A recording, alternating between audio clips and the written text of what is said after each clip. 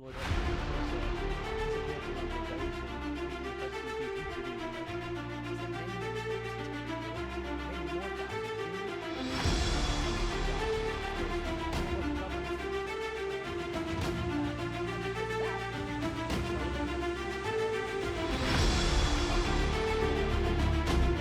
don't support a reoccupation of Gaza by Israeli military forces. We don't support any forced displacement outside of Gaza of the Palestinian people. That's home. That's where they call home.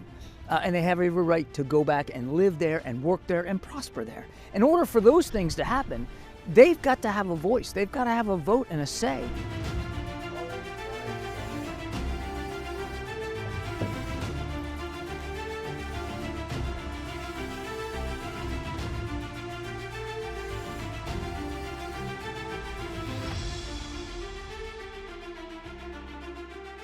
We stand solidly behind them in their right to defend themselves. In fact, their responsibility to defend themselves against this terrorist threat that Hamas poses, which is quite an existential one if you look at what Hamas is out there saying. Number two, it's, what can we do together to make sure that we can increase the flow of humanitarian assistance into Gaza and decrease the number of civilian casualties, because there's just been many, many thousands, and we don't want to see a single more civilian harmed here. And then lastly, and this is really a conversation that he's had, across the region, is what can we do to prevent this conflict from escalating or widening and becoming a deeper, broader regional war?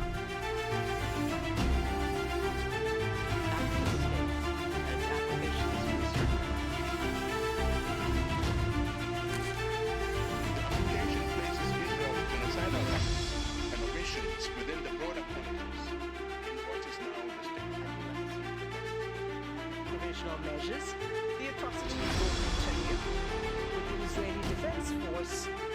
We think that that's just meritless and it's counterproductive. And as we've said many, many times, there's absolutely no indication that Israel is involved in genocidal actions at all. Now, again, I want to stress over and over again, one civilian casualty is one too many. We don't want to see any. And we recognize that many, many thousands have been killed, many more thousands wounded, hundreds of thousands displaced from their homes. We recognize the humanitarian crisis that's going on in Gaza. But the Israeli Defense Forces are not waking up every day, rolling out of the rack, putting their feet on the floor and saying, hey, let's go wipe the Palestinian people off the face of the map. That's genocide, and that's not what's happening.